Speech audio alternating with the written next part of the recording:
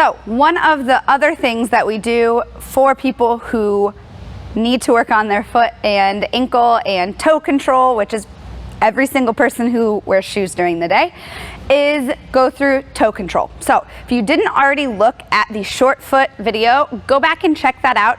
Figure out how to make a short foot, because that is the prerequisite to working on your toe control.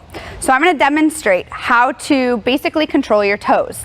There are two different muscles that go to our toes, one to the big toe and another one to all four little toes. We should ideally be able to control them individually. So I'm going to show you what that looks like and then show you what commonly people do and how to kind of correct that a little bit. The more control you have over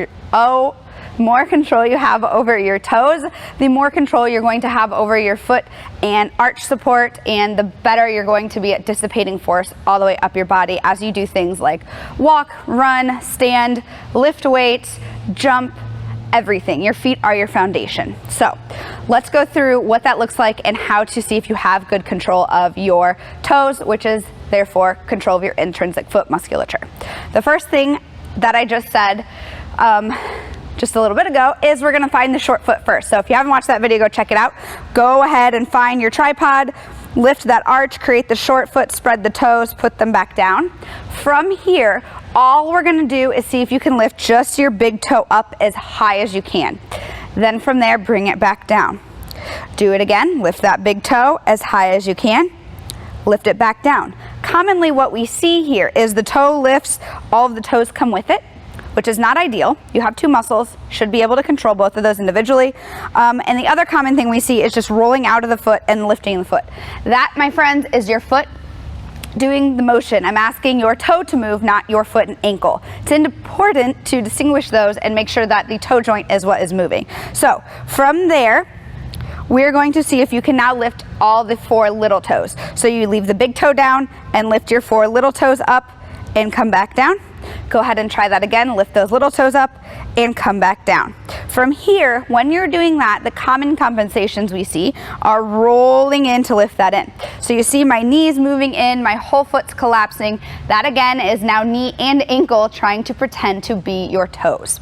So your job is to keep your short foot, keep your knee out in line with your toes, and lift those little toes by themselves and bring them back down without the arch collapsing. That is the first two steps. Now we have two more by lifting all the toes up, and now we are going to look at flexion. Can you bring this big toe down and back up without the little toes coming with them? That's an important thing to work on. So again, you're going to keep all the toes up, make sure the short foot is maintained, just the big toe down and back up.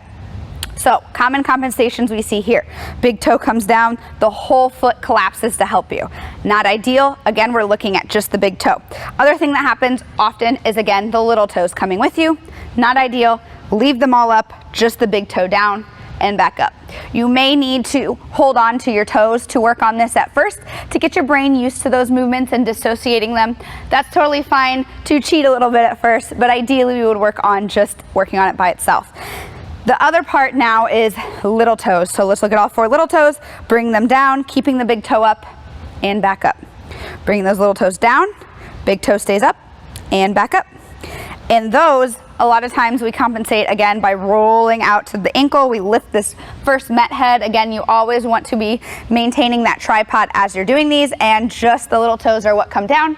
We don't want little toes and big toe down. So distinguishing between those is very, very important. So one more time for review, maintain the short foot, just the big toes up, bring them down, just the little toes up, bring them down, all toes up, big toe down, all toes up, little toes down. Now, the way that we work on those is just practice. If those were hard for you and you felt like you were cramping, your knee was going all over the place, all the toes were moving, honestly, just really diligent practice, just like anything else when you're learning a new skill. That's all it takes. Sometimes a little bit of cheating and using your hands to help you, and sometimes sitting down on a chair so you're not supporting your weight is also beneficial. It just takes some kind of fine-tuning for you and where you're at. So make sure you're working on those. Do a few reps, more is always better, and then do a few to maintain that for the rest of your life, especially if you wear shoes.